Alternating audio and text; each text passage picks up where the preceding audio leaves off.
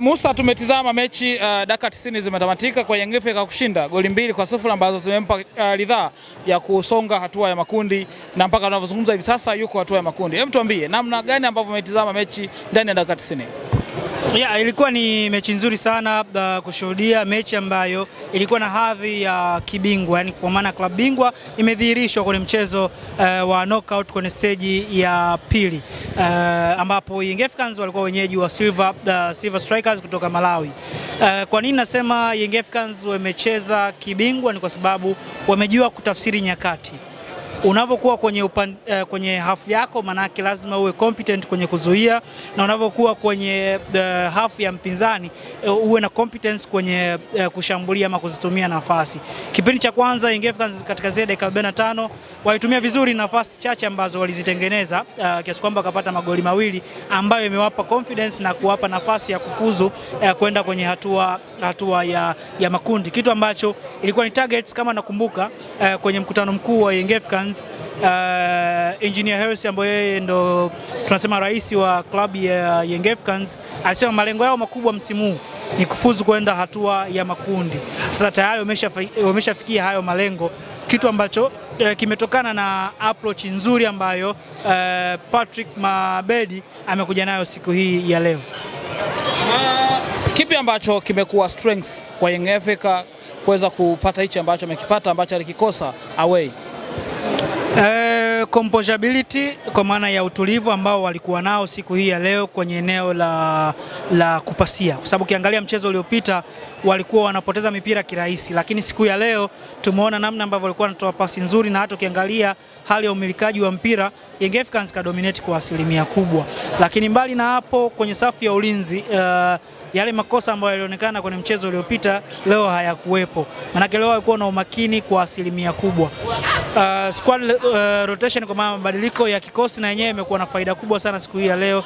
Duke Oga Abuya ni mmoja kati ya wachezaji ambao wameenda kuongeza uhai kwenye eneo la midfield kwenye mchezo wa leo dhidi ya Silver Strikers, na Young Africans waliamua kuheshimu Silver Strikers pale ambapo wanakuwa na umiliki wa mpira, manake na wenyewe walikuwa wanarudi kwa kasi kwenda kutengeneza numerical advantage kwenye defensive action, kwa maana kwenye majukumu ya kiuzuiaji Young Africans walikuwa wanarudi kwa haraka, kwa sababu wapinzani wao walikuwa ni hodari sana pale ambapo wanakuwa na mpira, kwa maana wanakuwa na uhatari wanapoenda kushambulia. Wanavotoka kwenye phase yao ya uzuiaji kwenda kwenye phase ya ushambuliaji walikuwa wanaenda kwa kasi sana, then Young Africans wanarejea kwenye maeneo yao pia kwa kasi na kuweza kuyadhibiti yale madhara ambayo pengine ungeweza kuyapata kutoka kwa Silver Strikers. Tumetizama Young Africa leo ambayo imeongozwa na kocha Patrick ambaye amechukua mikoba ya Romain Folz. Tunaweza tukasema hichi kilichotokea leo ni matokeo sahihi ya uongozi wa Young Africa kumuondoa Romain Folz? Ni matokeo ambayo imezalishwa na Romain Folz. Kimsingi hiki ambacho kimechezwa leo kwa asilimia kubwa ni kile ambacho walikuwa wanakifanyia mazoezi, kwa sababu hakuna kocha yoyote ambaye anaweza kaja ndani ya siku moja siku mbili akafanya mabadiliko ya kile ambacho kimetengenezwa kwa almost kuanzia pre-season mpaka kuja kwenye msimu. Kwa siku moja haiwezi kubadilisha taswira, ama wiki moja haiwezi kubadilisha taswira ya kile ambacho kilikuwepo. Instead tunaweza kusema kwenye football kuna kitu kinaitwa fitness. Wengi wanaamini fitness imebase kwenye mwili. Kuna physical fitness, kuna mental fitness. Kuna mental fitness tunazungumzia saikolojia. Sasa hapa wachezaji wa Young Africans siku ya leo walikuwa, naweza kusema, wametibiwa vizuri kisaikolojia, kwa wakawa na psychological fitness ambayo imewapelekea wao kupata matokeo chanya dhidi ya Silver Strikers. Lakini kwa asilimia kubwa ambayo imetokea siku ya leo nadhani ni matunda ya Romain Folz. Kwa hiyo Young Africans kufika hatua ya makundi ni matunda ambayo imetengenezwa ama imepandwa na Romain Folz. Tumeona Prince Melo Dube anaaminiwa kwenye kikosi cha kwanza kama ilivyo kawaida, lakini makosa ni mengi. Nafasi moja ambayo at least ilitakiwa kuzaa goli ni moja tu ambayo ilicheza kichwa, lakini kuna nafasi zaidi ya 2-3 ambazo kimsingi ilikuwa ni magoli kwa striker ambaye ni mwenye madhara. Prince Mpumelelo Dube ni mmoja kati ya washambuliaji hodari, hakuna yoyote mwenye shaka nalo hilo swala, kutokana na ubora ambao alionyesha akiwa na klabu ya Azam FC, ubora ambao ameonyesha nikiwa na Young Africans. Ni mmoja kati ya top scorers contenders wa msimu uliopita na hata msimu huu. Naamini mara nyingi kwa Prince Dube hajawahi kuwa na mwanzo mzuri, lakini pia tabia yake ya kutokuzitumia nafasi nadhani imekuwa ni endelevu, lakini kwenye swala yeye kuweka mpira kimiani sidhani kama kuna mtu ambaye ana doubt na yes, atakosa nafasi, lakini pia anakuja kukupa nafasi ambazo zinakuja kuisaidia timu. Kuna moments kadhaa ambazo msimu uliopita alikuja kuamua mechi na kuifanya Young Africans iweze kufikia hatua ambayo waliweza kuachieve ama matunda ambayo waliachieve msimu uliopita Young Africans. Kwa hiyo kwa Prince Mpumelelo Dube, yeye kutokuwa na accuracy ya kuweka mpira kimiani, hiyo imekuwa ni changamoto kwake, lakini binafsi naamini hakuna mchezaji yoyote ambaye anaweza kawa na kwenye one chance atakupa goli hapo hapo, unless you call robots, kwa maana uite maloboti ndio anaweza kukusaidia kufanya hivyo. Mbali na hapo, tutaenda kukubali kwamba Prince Dube bado ataendelea kuwa mshambuliaji bora kwenye kikosi cha Young Africans. Ukiangalia kiwango cha Pacome Zouzoua leo ni kama vile mchezo uliopita hakuwepo, kwa namna ambavyo alikuwa anasumbua pale juu, namna alivyokuwa anafanya link up ya kiungo na washambuliaji. Neno moja kwa Pacome Zouzoua. Pacome Zouzoua tunaweza kusema ni the best player ambayo tuko naye kwenye ardhi ya Tanzania, na hii ni bahati pia kuwa na mtu kama Pacome Zouzoua kwenye ardhi ya Tanzania. Mchezaji ambaye anaitwa kwenye kikosi cha timu ya taifa ya Ivory Coast, tunazungumzia Cote d'Ivoire squad ambayo ni moja kati ya top national team squads ambazo ziko kwenye bara la Afrika. Kwa hiyo kimsingi kuwa na Pacome Zouzoua kwenye ligi yetu ni kitu bora. Sasa ukiangalia kwenye kile ambacho amekitoa siku hii ya leo na compare na mchezo uliopita, unaona kabisa kwamba ile unaweza sema alikuwa na uchovu, kwa sababu nakumbuka ametoka kucheza kwenye timu ya taifa ya Ivory Coast. Hakupata muda mwingi wa kutrain na timu, akaunganisha kwenye kikosi na kaingia kwenye mechi ya kiushindani. Leo karejesha kwenye ile pick pale ambapo Pacome Zouzoua anakuwa katika tunasema ile momentum stage, kwa maana kwenye daraja la kawaida ama daraja la ubora, atakupa kitu bora. Ndio kile ambacho Pacome Zouzoua leo ameweza kukizalisha.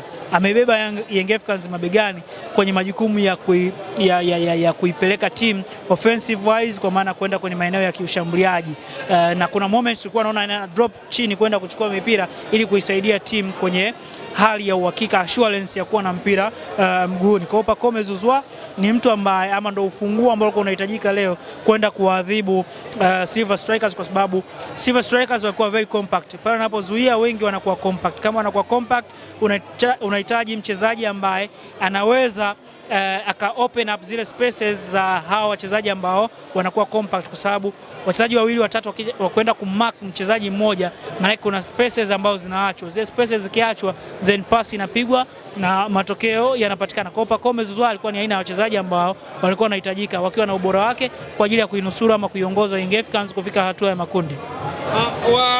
Kikosi kinaanza na wachezaji waliosajiliwa dirisha kubwa hili, Mohamed Hussein Shabalala, lakini Doumbia ni wanaonekana kama ni namba ndogo compared na wachezaji ambao wamesajiliwa na matumaini ambao walikuwa nayo wananchi juu ya wachezaji wao.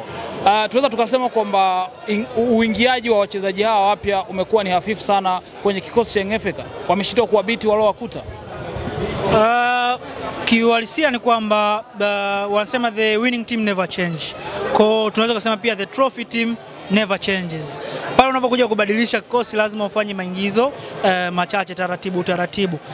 Ukiangalia kwa siku hii ya leo, performance ya mtu kama Mohamed Hussein Shabalala haikuwa superb to that level ambayo tulikuwa tunataraji, kwa sababu watu wengi walikuwa na call up kuona Mohamed Hussein akitake over, lakini ukiangalia performance wewe mwenyewe utaona performance ambayo alikuwa anaizalisha Boka na Mohamed Hussein, utaona ni performance mbili tofauti.